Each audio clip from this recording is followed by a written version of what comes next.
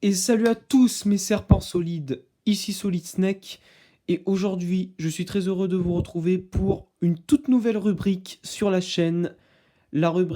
Cette nouvelle rubrique s'intitule l'Instant Mag, et aujourd'hui j'ai décidé de vous présenter un magazine qui parlera à tout le monde, PlayStation Magazine, le numéro 16 de janvier 98, avec en avant le Tekken 3, Bloody Roar. Donc vous aviez dans le CD de démo Power Soccer 2, Pandemonium 2, un excellent jeu d'ailleurs, le premier étant très bon. Courrier Crisis, GTA, eh oui, c'était l'arrivée des GTA, le tout premier GTA les amis. Donc on va commencer tout de suite. Un test, une espèce de petite page d'accueil des boucliers de Quetzalcoatl. Chevalier de Baphomet 2, hein, pour ceux qui connaissent. Eh oui.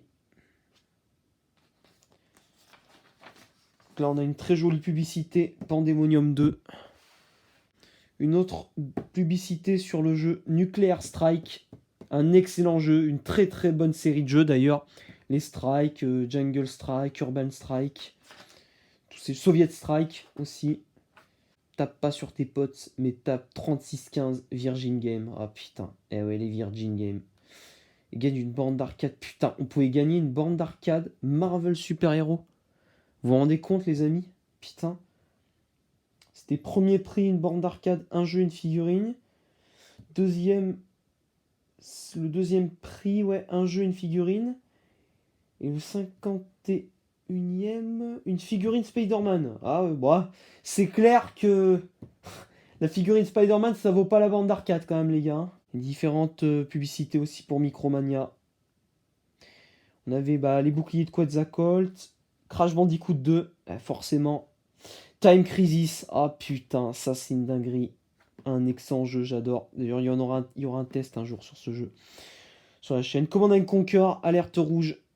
Putain, j'adore. Avec... non, c'est pas dans celui-là qu'il y a la confrérie du Node. C'est dans le premier.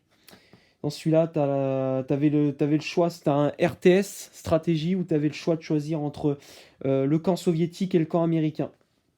C'est un excellent jeu. C'est un motoracer. Street Fighter EX plus Alpha. Ça, c'est un excellent jeu de combat. Tomb Raider 2, bon bah ça cultissime. Fighting Force, Oddworld, l'Odyssée d'Abe. Superbe page Tekken 3 avec Jin Kazama sur le devant, incroyable.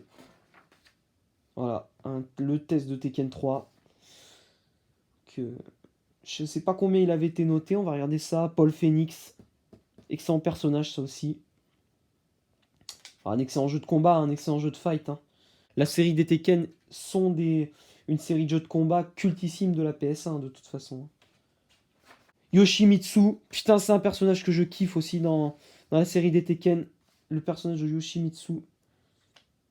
Ouais. Le test date de septembre 98. Ouais, éditeur Namco, évidemment. Ah, un test sur Rascal. Alors ça je l'ai, mais je l'ai pas encore fait celui-là. Ça a l'air d'être un petit jeu de plateforme sympa, fait par Psygnosis. Ouais, quand Psygnosis c'est au jeu de plateforme. Dites-moi si vous le connaissez et qu'est-ce que vous en pensez de ce jeu-là. S'il est bon ou pas. Ah, les amis.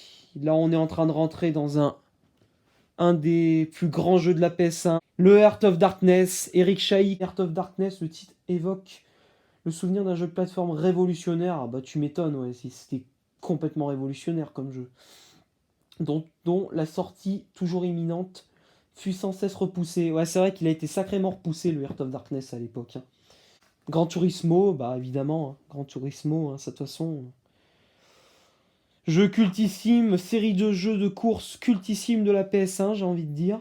Accélérateur de sensation, ah bah là on a G-Police, Formula 97, Dix World 2, un excellent point and click. Un petit peu dans l'univers un peu loufoque et tout. Ça aussi, il faudrait que je vous en fasse un test de celui-ci. Excellent point and click. Colony Wars, ah oui.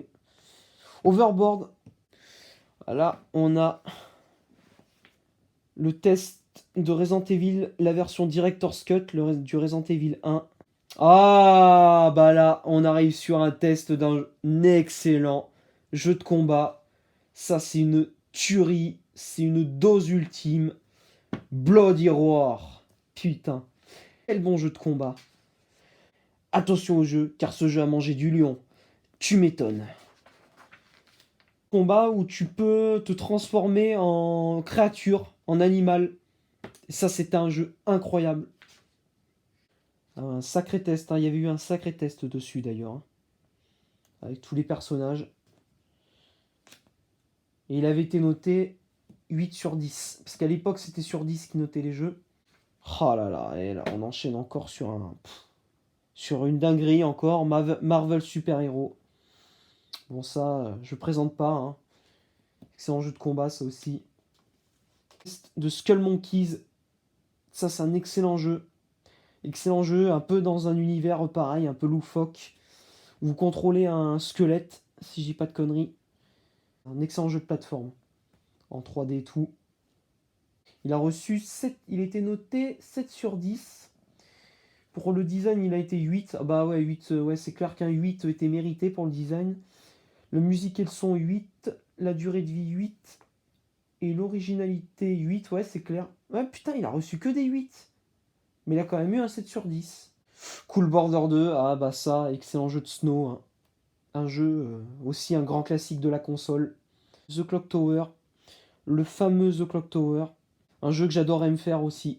J'ai le 3 sur PS2, Clock Towers. Enfin, j'avais joué au 3, mais le premier, c'est vrai que je le connais pas. Et j'adorais me le faire. Et vous échapper à un tueur. Ah là, on a un exemplaire du magazine Joypad. Très très bon magazine. J'en possède quelques-uns aussi. Puis pour Score Game. Score Game, oui. À l'époque où ça existait encore. Pour ce PlayStation Magazine numéro 16 de janvier 98. J'espère que cette nouvelle rubrique Instant Mag vous aura plu. Et je vous dis à très très bientôt. Et portez-vous bien mes serpents solides. Salut à tous.